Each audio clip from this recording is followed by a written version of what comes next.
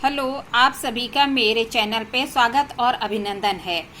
मैं आपको सीआरपीसी 1973 के बारे में बता रही थी। सीआरपीसी 1973 समवर्ती सूची का क्रम संख्यांक 3 में आता है। समवर्ती सूची के क्रम संख्यांक 3 का तात्पर्य है कि जब हम 7वीं अनुसूची देखेंगे तो उसमें 3 सूचियां बताई गई हैं: संघ सूची, राज्य सूची और समवर्ती सूची। संघ सूची पर केंद्र सरकार कानून बनाती है और राज्य सूची पर राज्य सरकार कानून बना सकती है, जबकि समवर्ती सूची पर केंद्र और राज्य दोनों ही नियम कानून बना सकते हैं और संशोधन कर सकते हैं। फिर एक बात आती है कि दंड विधि प्रक्रियात्मक विधि है। प्रक्रियात्मक विधि है, इसका क्या तात्पर्य है? तो प्रक्रियात्मक विधि का तात्पर्य है इसमें प्रक्रिया बताई जाती है कि कौन सी प्रक्रिया चलेगी, लेकिन विधि चलेगी। और विधि के कितने प्रकार की होती है? तो 2 प्रकार की होती है, प्रक्रियात्मक और मौलिक विधि। तो प्रक्रियात्मक विधि और मौलिक विधि क्या है? तो मौलिक विधि का तात्पर्य यह है कि जब हम आईपीसी देखते हैं उसे मौलिक विधि कहा जाता है। क्यों?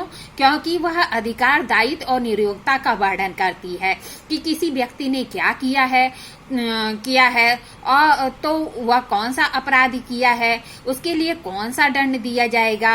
अर्थात यदि उसने किसी व्यक्ति के कब्जे में से कोई जंगम संपत्ति बेईमानीपूर्ण आशय से उसकी सहमत के बिना हटाता है तो वह चोरी करता है। और उसके लिए कौन सा दंड दिया जाएगा? उसने निवास गृह में चोरी की है, या सेवक लिपिक होकर चोरी की है, या उपहत के साथ चोरी की है, यह सब कौन बताती है? यह सब हमारी मौलिक विधि बताती है। लेकिन उसके लिए कौन सी प्रक्रिया लागू होगी, यह कौन बताएगा? तो यह जो है प्रक्रियात्मक विधि बताती है कि उसके लिए क्या होगा। उसके विरुद्ध एफआईआर होगा या परिवाद होगा, उसके लिए सम्मन होगा या वारंट होगा, उद्घोषणा या कुर्की कैसे होगी, साथ ही जांच विचारण कैसे होगा, पुलिस अधिकारी अन्वेषण कैसे करेगा, जमानत कैसे होगी, अपील कहाँ होगी, यह सब बातें कौन बताती है? तो प्रक्रियात्मक विधि बताती है। इस प्रकार जो दंड प्रक्रिया संहिता है यह प्रक्रियात्मक विधि है, जबकि आईपीसी मौलिक विधि है।